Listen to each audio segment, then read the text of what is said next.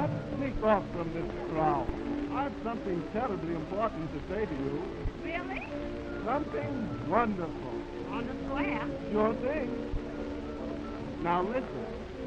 I'll keep an eye open, and at the first opportunity, we'll slip away.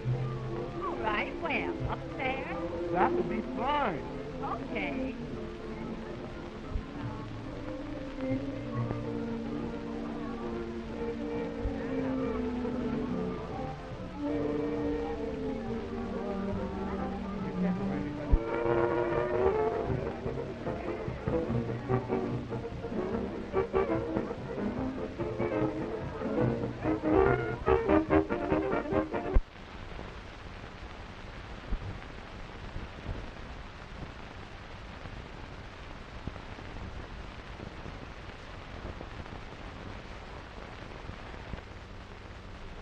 You know, this is a strange old house.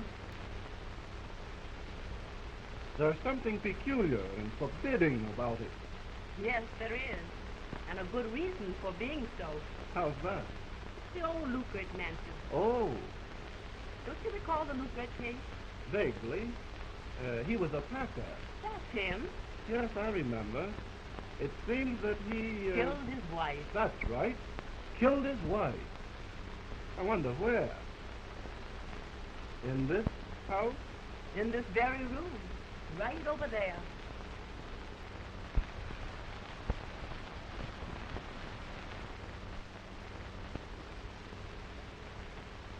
What do you think of Eve and John Baptist? Oh, I don't know. I rather think she's in love with him, but doesn't know it. A fact to be considered, is he in love with her? Why not inquire if they're in love with each other and let it go at that? Well, Baptist seems earnest enough. But I'm afraid Edith and he will never marry. How is that? They haven't a single interest in common. Just what makes you feel that way, Madge? Make it a little plainer.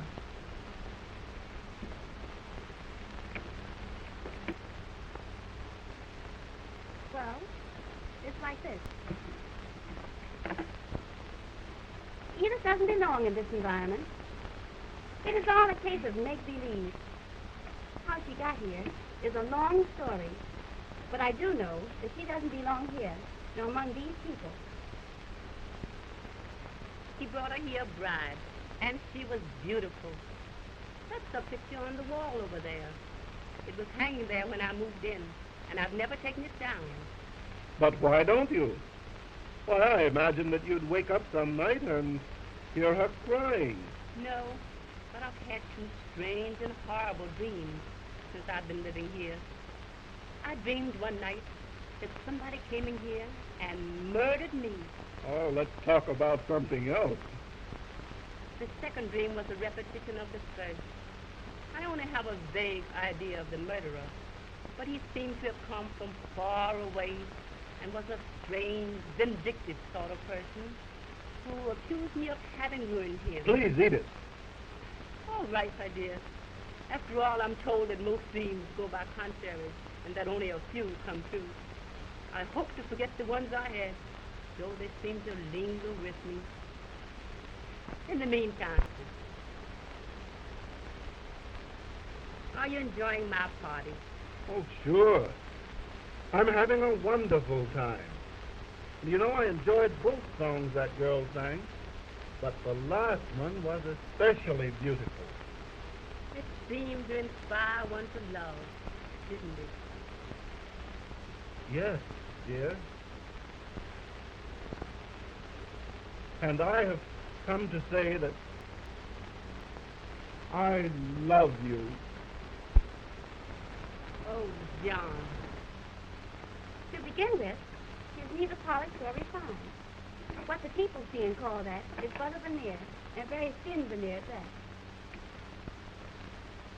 5 years ago, she was dealing cards and serving drinks for Frankie Dixon, when that now wealthy, flamboyant creature was running a dump in Federal Street.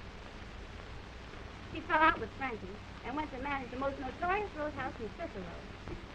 Later, a peculiar twist of fate, and here she is, a flashing hostess to some of Chicago's best colored people. It's amusing. But before I ask you to accept my love, dear, I feel that I should explain my plans for the future. Tell me more about your love first, John. It thrills me so. I want to talk of nothing but love, dear. It means so much to me. Oh, John, you make me so happy.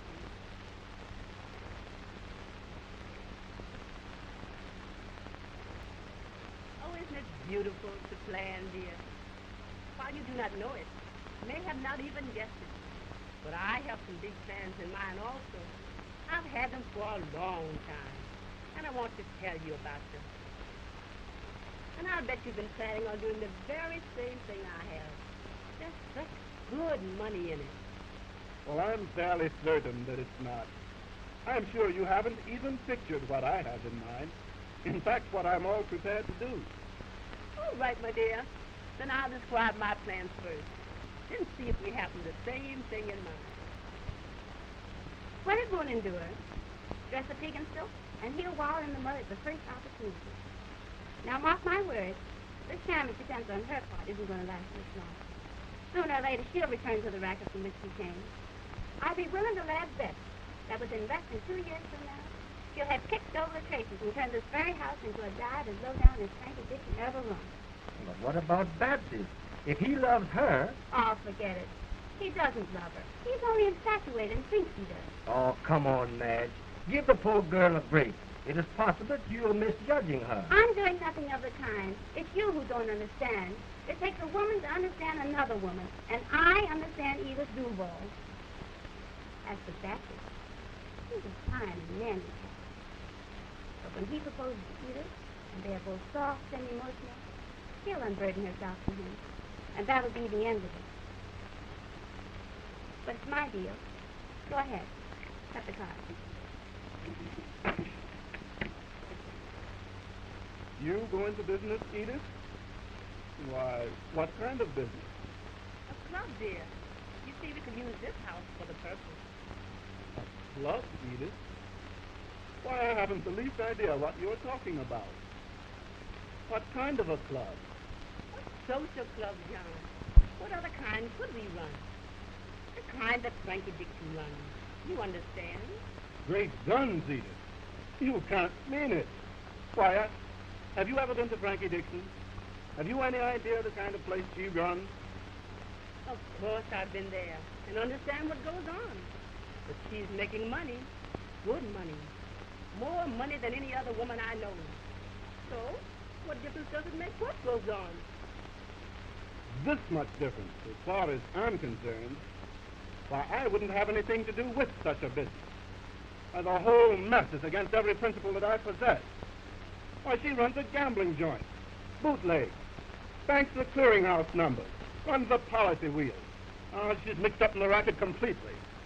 In short, her place is a joint, a dive, and you... What is the difference if you get the money? After all, that is what counts. Frankie Dixon's got the money. Everybody envies her. She can have anything she wants. Now, a handsome man like you, backed up by a clever woman, could open up a place like hers in this location, and with the following we have, well, we can... Please, Edith, don't say any more about it. Why, I wouldn't be connected with a dive like Frankie Dixon if I was assured of making $1 million. The queen of the underworld. Ah, I loathe even the idea.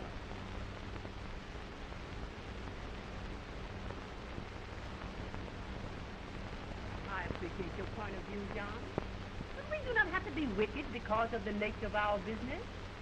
If they want to blow their money in trying to beat us out of ours, it seems a fair exchange to me. And if it's so detestable to you, we could stay in it a few years, get ours, then get out and into something more decent. Now listen, Edith. Nothing could be further from my mind. I couldn't do any good in anything to which I am so much opposed as that kind of business. But if I had my way, I would outlaw such places and put all characters like Frankie Dixon in jail. Now, I hope you understand how I feel about it. So, that's the way you feel about it, eh? Nice man. Goody man. You need to buy yourself a little red toy balloon. Go right on up to heaven and get an angel for a wife. You're entirely too nice to be living in Chicago. Sissy, you sicken me. Well, I'm sorry, Edith, but that's the way I feel about it. I understand. I don't see how I overlooked it before. But you're not like other men. You don't drink, and you don't stay out late at night. And until tonight, you had never even asked me to kiss you. Just a sissy, that's all. And I wouldn't have you on a bet. Now, that's unfair, Edith. And you have no right to call me unpleasant names. There are plenty of men who don't drink, who don't stay out all night. And there are plenty of men who persist in a high moral regard for the women that they would love and honor. For all women. I'm a normal man in every way, but I simply will not have anything to do with any crooked, underworld business. I'm sorry we don't agree. Since my plans are so entirely different from those that you've set forth, why, I'll not annoy you by explaining them. Perhaps we'd better just forget all about them, and maybe about each other. What do you say? Oh, come on, just what?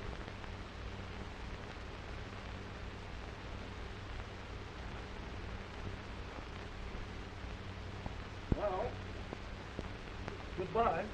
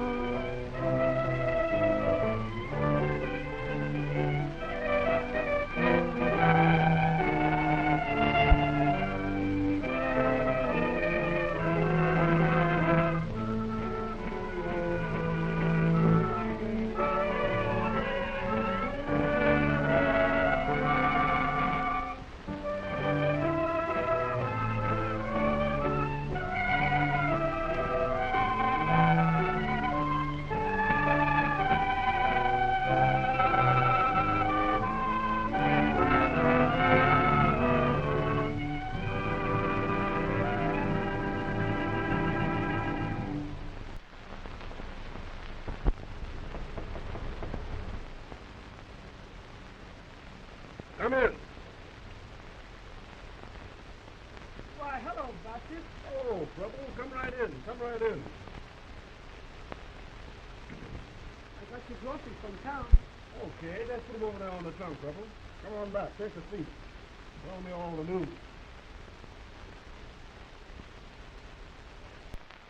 All the news. Huh. That's amusing. But speaking of news reminds me of something. Yeah? We had some new neighbors. No. Yeah. On the Watson place. Moved in from Indiana a few days ago. Oh, that's interesting. Who are they? Their name is Stewart. The family consists of an old man and two boys. Let's see. The only live one in the office, however, is a girl. Boy, but she's pretty and smart. Boy, this is getting hot. Tell me more about it. They're white people, I suppose. Oh, yes. Now, ain't that funny? What's funny? You asking me if they are white people. What difference does that make? Anyway, you're not all colored, are you? Oh, yes, Preble. I'm all colored. But ain't you sort of mixed? Got some white blood in you? I understand mixed. Colored people smoke it. That is like you understand. Well, that's quite true. But you see, if you're part white and part colored, it's all the same. You're considered all colored. So we'll just let it go at that, eh? Now, come on, tell me more about your new neighbors. Of course. Well, I've only spoken to the old man twice, but I don't think they have very much money. In fact, I think they are very poor. And he wants to hire one of the boys out. So I told him that you needed a hired man. And he wants to see you. So what should I tell him? You'll come down to see him, or he'll come up to see you? Well, I'll go down and see him. Let me see. Sunday. That'll give me a chance to see this beautiful daughter you'll speak of, too. I can see you falling for her right now, big boy. There's you. But you got a rival already. Yeah, who's that? Bill Prescott. Oh. Sure. He's right across the road from her. Well, that gives him the inside track. Well, I gotta be gone.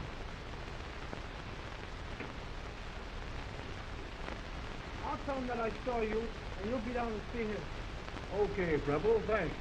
So long. So long, Doctor.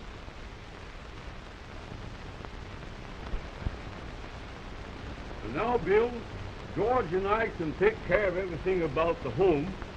And the Mr. Baptist who's coming here to see about a hired man wants you to work for him. Well, you can work for him once and for you. You can work for him. But where will I eat? He's a bachelor, you know. Well, I suppose you eat at home. Although he owns most of the land around here, so I understand, why, he's a bachelor, and it'd probably be all right with him for you to board at home. Anyway, that can all be settled when he calls. That's him now, I guess.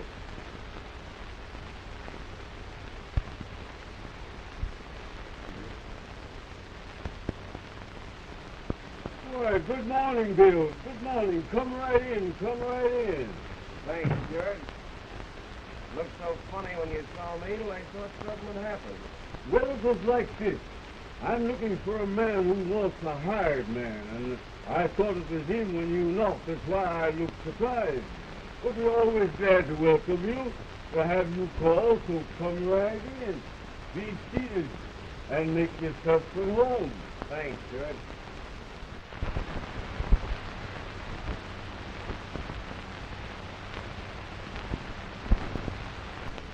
So you want to hire Bill out, eh? Well, we're very poor and needy, Prescott. And if Bill could get a job, it would help us out a whole lot. He could that. I see. You're looking for this man Baptist, I suppose. He's Yes. the only one I know of around here who needs a hired man. Yes, it's Mr. Baptist that I'm expecting. Funny about that fellow. Buddy, how's that? He's What do you mean? He's a colored man, you know. Is that so? Sure. Didn't anyone ever tell you that he was? No. Well, what difference does that make? A lot with me. I ain't got nothing for them people to do. I'm from Arkansas, you know. Oh, that probably explains the way you feel about it. Well, I'm from Scotland. And to me, a man is a man for all of that. Oh, of course. That's all right. No harm done. And we shall continue to be friends in spite of a little difference of opinion with regard to races. Oh, in the meanwhile, how are the folks? Well, Agnes is busy putting the house in order. I'll go tell her that you're here. Come in.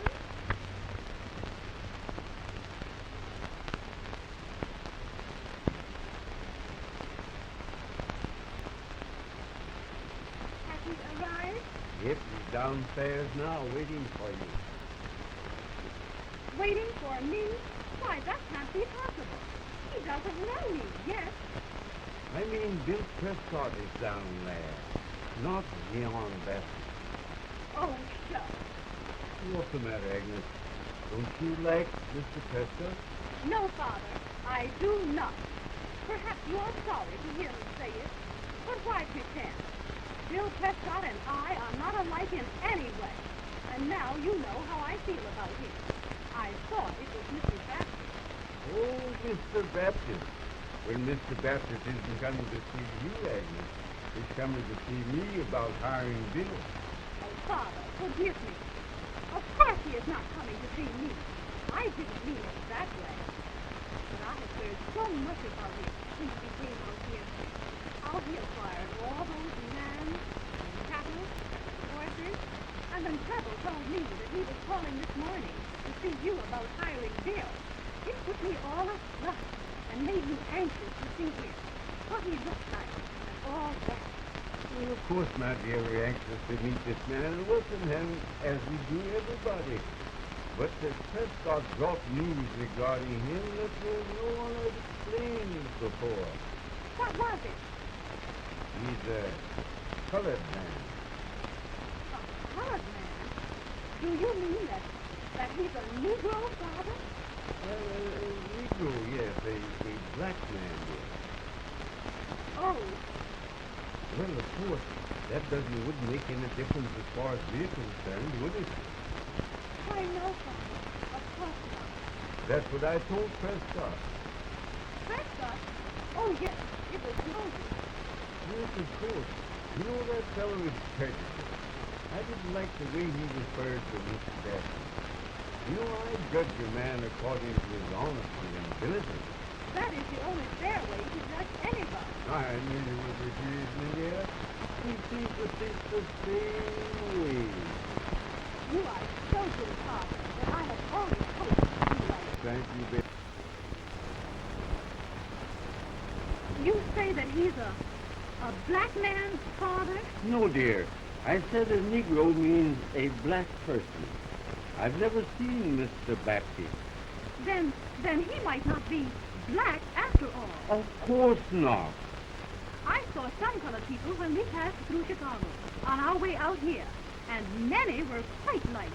Why, some of them were as nice as my mother. Of course, yes. I think I hear George calling me. I'll go around and see what he wants.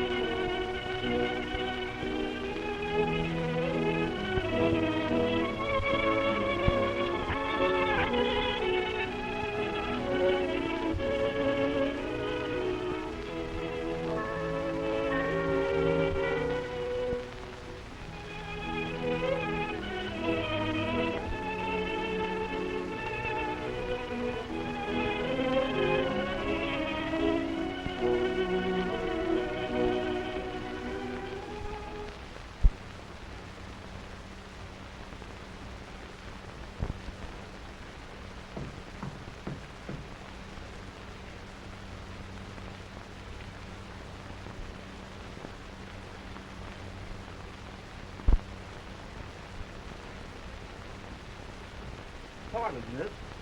My name is Baptist. I'm calling to see a Mr. Stewart about hiring his boy. Is he in? Yes. Will you come in? Thanks.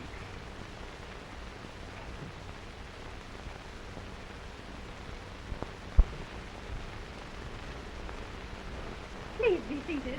I'll call Father. Thanks.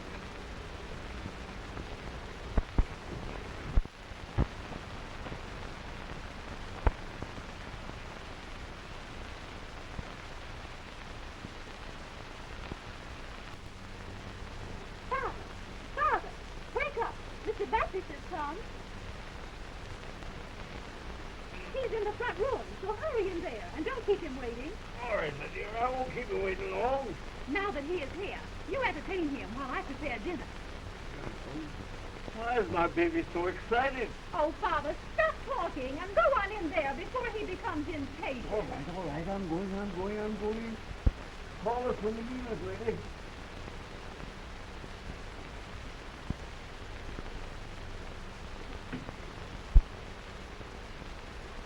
Why, Mr. Baptist, I've been looking for you all morning. I began to think that you weren't coming. I'm sorry. I intended to be here much sooner, but something held me up and I couldn't make it. I hope you'll pardon the delay. That's quite all right, perfectly all right. And we'll talk this matter over.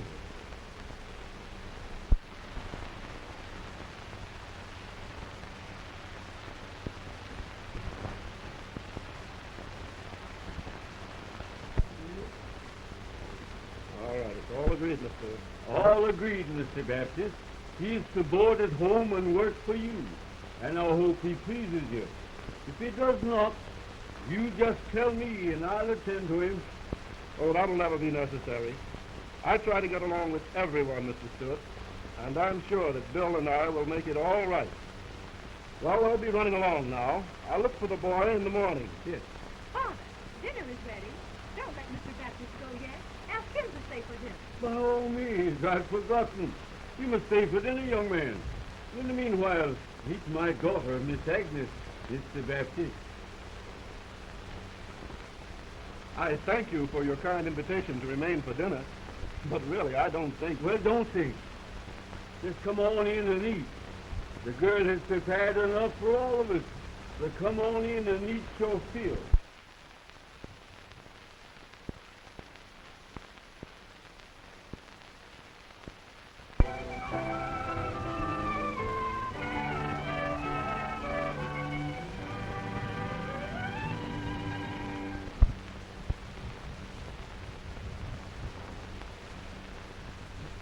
Little did I think when trouble stopped by my place and told me about you that I was so soon to meet the girl I was to love.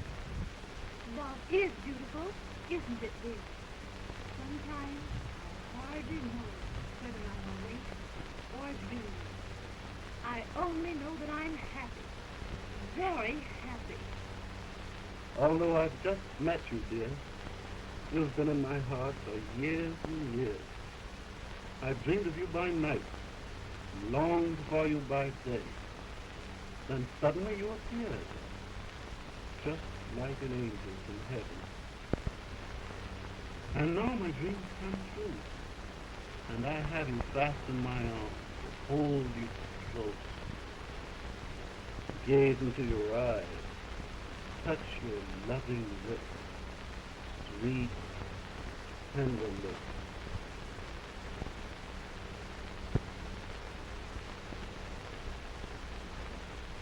Oh, Jean, you are magnificent. I love you, Agnes. Or somehow frightening. I love you, my dear. And you will always love me, Jean? Always, Agnes. Regardless of what may happen. Do you think anything will happen? I hope not. I would be so unhappy if it did. And so would I.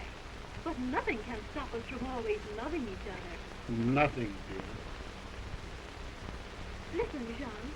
Did you mean what you said the day we met? What I said? Yes, about the girl. Oh, about the girl. What? There is no other girl, dear. But you haven't said anything about... There is no other man, John. You are the first one I have ever loved. Oh, my darling. Oh, Daddy, the sheriff is over at Prescott. He's just arrested Bill for stealing cattle. See? There he comes now with him. He's got handcuffs on him. I told you that he was a thief. There was something funny about him. I couldn't trust him at all.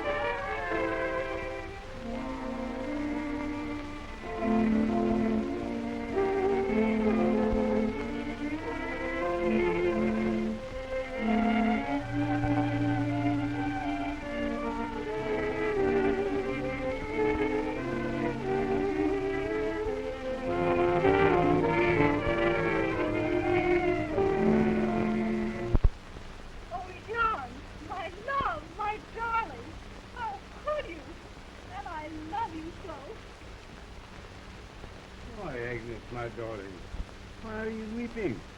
What has happened?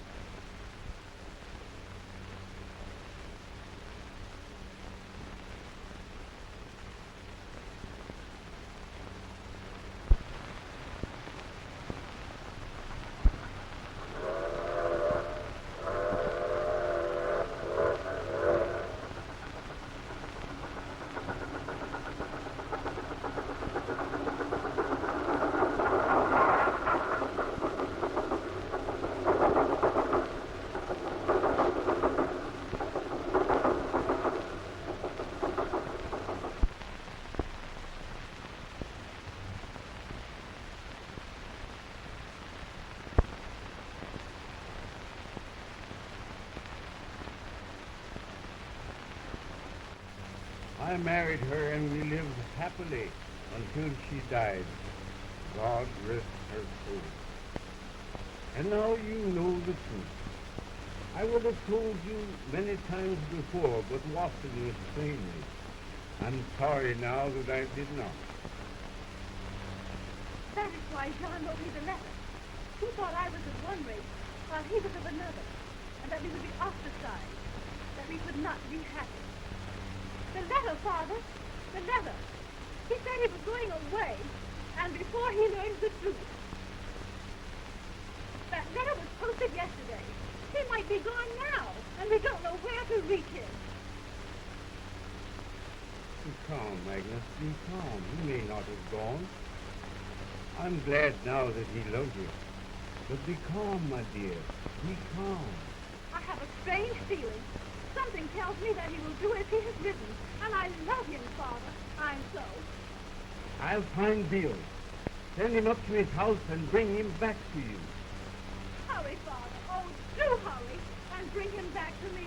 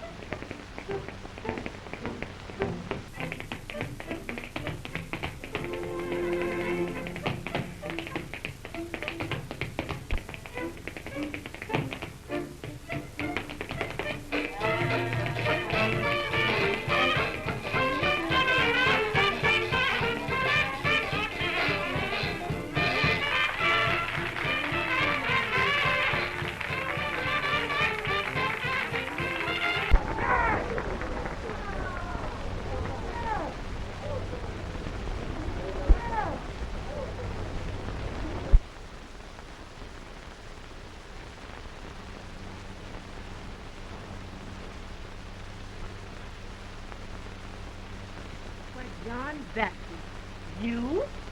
Edith. Oh, how happy it makes me to see you again after all these years. And I'm glad to see you, too. For the years have certainly dealt kindly with you. Why, you're as beautiful and charming as ever. Oh, John, you flatter me. Won't you, sit down? No, I won't sit down. But I want you to come with me, if you don't mind. I want to talk to you. And I have lots to say. All right, Edith.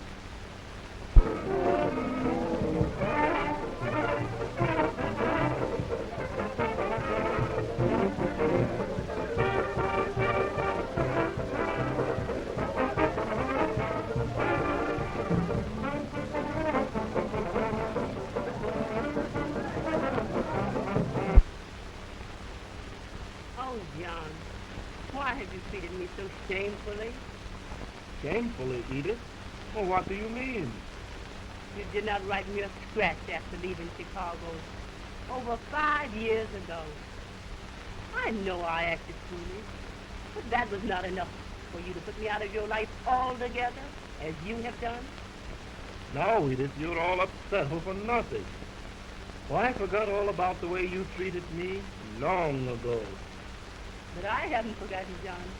I shall never forget, because it was my selfish, unwise, and insane ambition that drove you from me, out of my life. And oh, how I have repented. I would have recalled you before you even left me. You had given me half a chance. No, Edith, why all the excitement?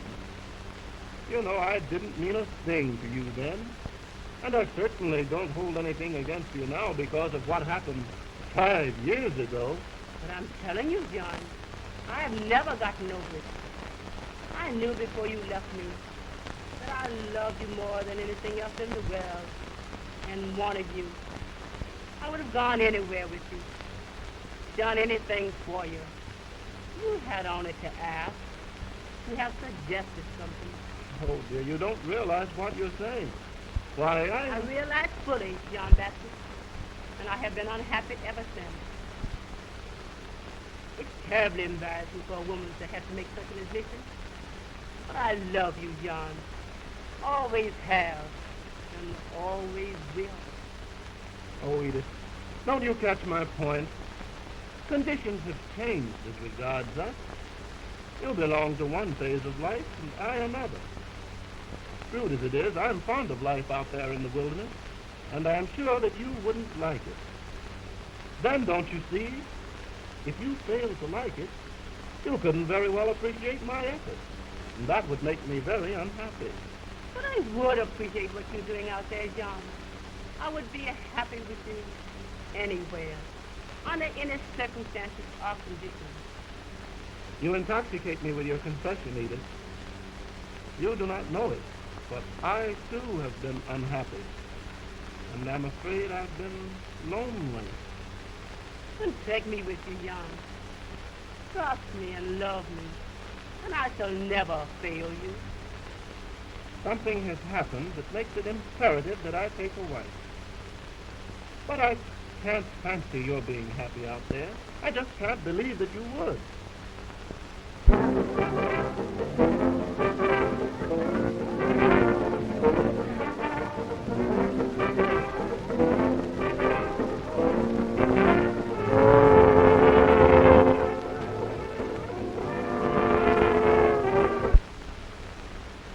But as I have said, I can't believe that you would be willing to leave a place like this with all its people, music, glamour, and settle in a land where the only music you could depend on hearing after the sun went down would be that of yelping coyotes from the distant hills, moaning like some dying thing in the night. With you by my side, it would thrill me, John. Oh, I should love it. But Edith, are you sure? This is all so sudden. I'm afraid if we act hastily, we shall both live to regret it. I shall regret only if I miss you. If you fail to take me and love me and protect me. Then I shall take the chance. That is, if you are willing. Oh, I am willing, John. Very well, then. When shall it be? Whenever you wish. Tomorrow, if you like. Tomorrow. I shall call for you at 11. I'll secure the license. Then we'll find a minister and have him marry us. Oh, John, this is wonderful. Imagine it. This time tomorrow, I shall be fast in your arms, calling you my husband. Kiss me, John. Now we offer for your approval a little number entitled Make Hay Hay While the Sun is Shining. Louis Cook will do it for you. Cook.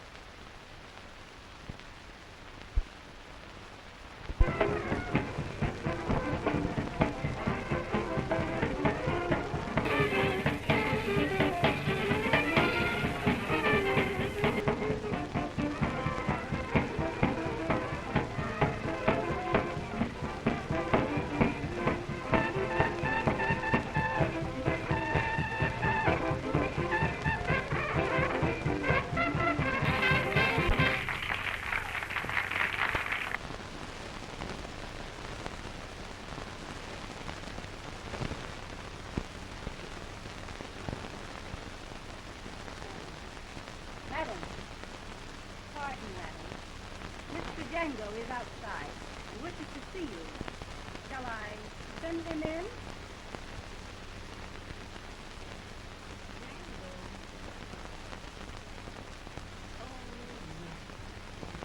Oh, no. I don't want to. I don't want to see him. Pull him out quick, sitting in cold for good. Gonna burn gas from now on. Run along. Very well, madam.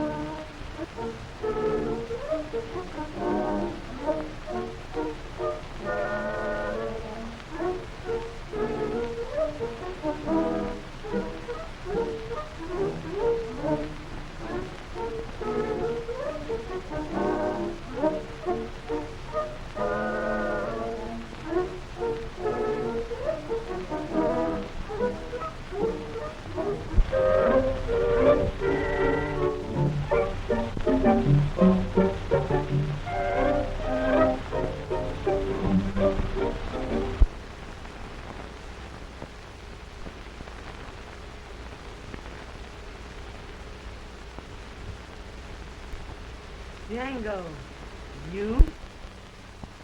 Yes, my fellow. It is I. What are you doing here? How dared you enter without knocking? You told me once that I need not knock. So come on in and surprise you. But I've told you since not to come again. I do not love you anymore, and I don't want to. Now, will you go? Not so hurriedly, my angel. Not so fast. You may be through with me, but I am not through with you. I told you once when you pled for it that an Abyssinian's love was sacred and that you could not play with it. I was listening and overheard what you said to the stranger, your promise to marry him tomorrow. I also heard what you said to the maid, so I have come for an understanding. There is no further understanding between us. I'm through with you for good. Now will you go? Oh, but there's so much of importance to talk about here. Try to recall how this came about, how it started, how it has grown, and what it means to me. And then don't be so hurried. Don't be so fast. I don't want to go into all of that. It is not necessary. I'm going to marry the man I love in a few hours. In the meanwhile, I'm tired. I want to get some sleep. So you can play the innocent, blushing little bride when he comes for you, eh? Listen, Django, I'm selling this place to Jerry the Greek, and I'll ask him to keep you. I'll put that into the bill of sale. I'm not thinking of the future, my beauty. I'm living in the past. I'm thinking of how I came to this country. I had no thoughts of this that I have come down to. I was only looking forward to the day when I would be through, have my degree, go back to Africa, and teach my people the things that I had learned. Then I met you at a party where decent people had gathered to pay me honor. You had no right to be there. It was a party for good people, clean people. But you slipped in, you met me and flattered me. You played the part of a sweet and innocent girl and captivated me. You asked me to come to see you. And when I did, you still led me on to feel that you were all you pretended to be. I didn't know until you had led me on, lured me to the verge of destruction. Oh, will you hush? Hush! After all, what you planned was only a dream. You told me soon after I met you that you didn't want to return to Africa, that the women there were not beautiful or cultured, and that you couldn't love them. You caused me to leave school. You taught me to smoke those filthy reefers, to drink, to gamble, to do the many evil things that have ruined me. I wanted to finish my education. I wanted my degree. Oh, will you hush? For God's sake, hush! Oh, you set me crazy. I don't want to hear no more about education. Education! We've got too many educated Negroes now in this country, loaded down with degrees and starving to death. Besides, what would you do with more if you had it? Run on the road? Or sling hats in a beanery? Why, a Negro can't even get a job waiting table in a decent hotel anymore. So why stand there and whine and argue and cry? You're doing about as well as you would have done anyhow. And you've no right to say that I ruined you. I wanted to finish the training I crossed the seas for. I wanted to become a doctor or a lawyer. Yes, a doctor. We have too many of them also. Dozens of whom are compelled to sell liquor and dope and commit professional murder in order to make a living. And as a lawyer, you'd probably be a shyster to hang around police courts, getting broads out of jail. Sicken and disgust me. And I want you to go, do you hear? Leave me. Clear out. No.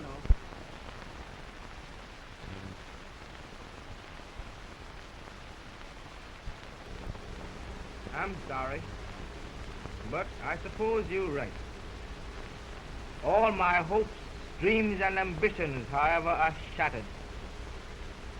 My mad infatuation for you has ruined me. There's only one thing left. Suicide. Rat, you haven't got the nerve. Haven't I? If I had a gun, I'd prove it to you. I'd kill myself right here before your eyes and come back after death and haunt you for the rest of your worthless life.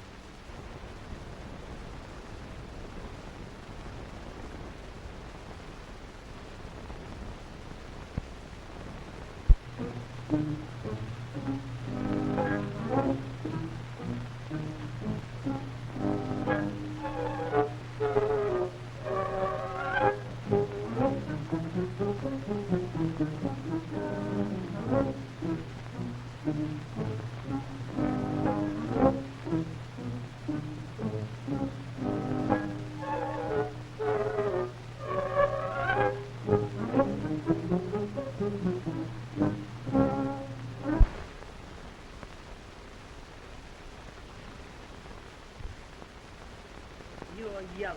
Here's a revolver. Don't shoot yourself here. Take it to your room and pull the work. I'm going to see how much nerve you've really got. Go ahead, you rat. You haven't even got the nerve to take it to your room. Let's shoot yourself. All this boast about wanting to be somebody is just so much tommy rot.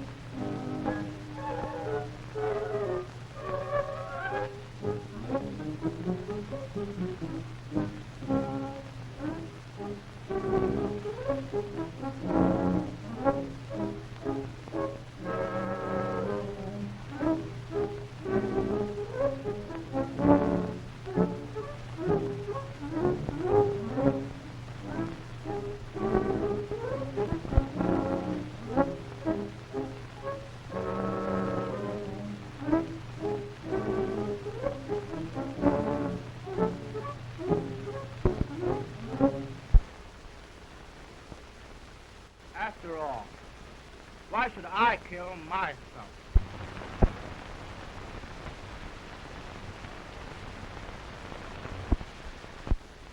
Rastafari has just been crowned King of Abyssinia, my own Abyssinia, and Ethiopia needs me, so I've changed my mind.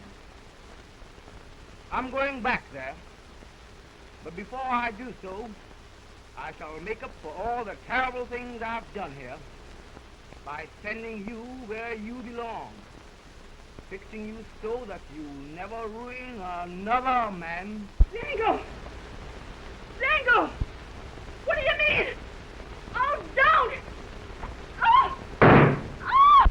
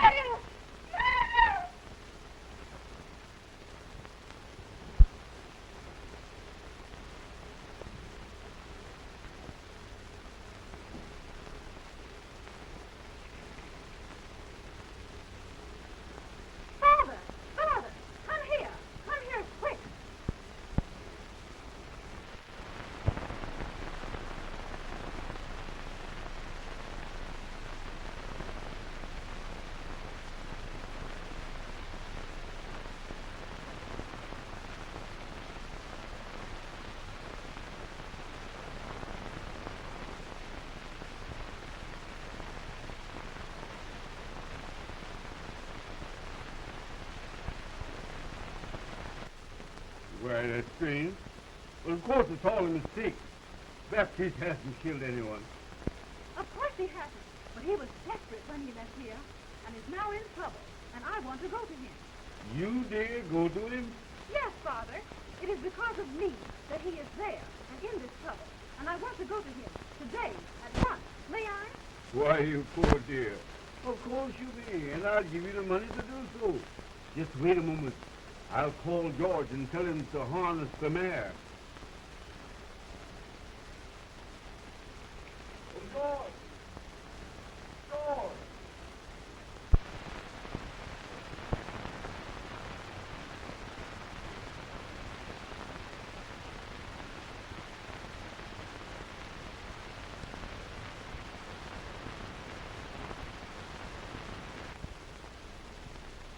You say you knew this woman 5 years ago and never saw her since until last night when you were seen following her in her dressing room?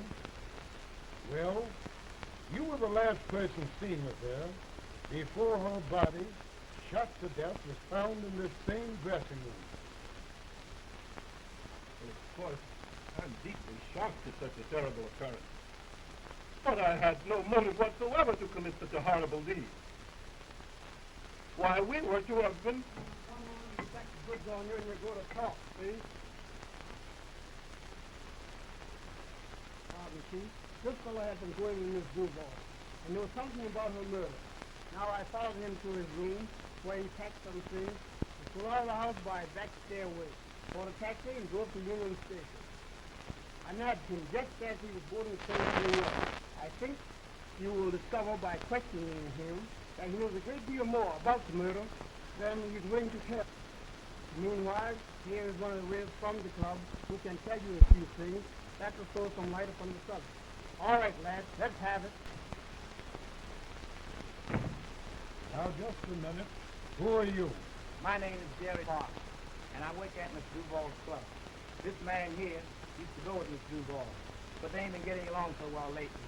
Last night I saw this gentleman coming to cabaret, and Miss Duval saw him and invited him upstairs. After they went up, I saw Django follow.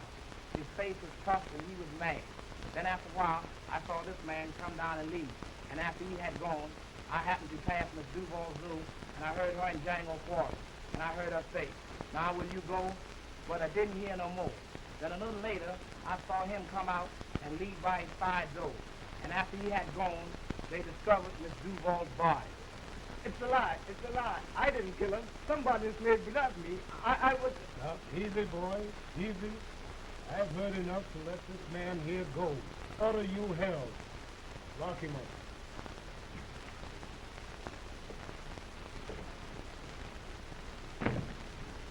All right, Mr. Baptiste.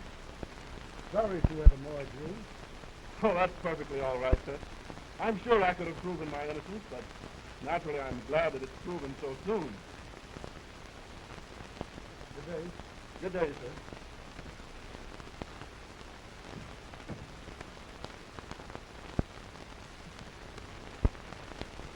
Why, Agnes, you? Yes, John, I. And I have come to help you. Tell me, you haven't killed anyone, have you, dear? Why, certainly not. They caught the real murderer, and I'm free. But what are you doing here? In Chicago? Because of you. I am so glad they found out who did it, and you are free. Meanwhile, something has happened to me also. And if you can take me somewhere, I'll be glad to tell you all about it. Well, I'm stopping at the Northern Nice people. They have a beautiful parlor. We might go there, if you don't mind. I do not mind.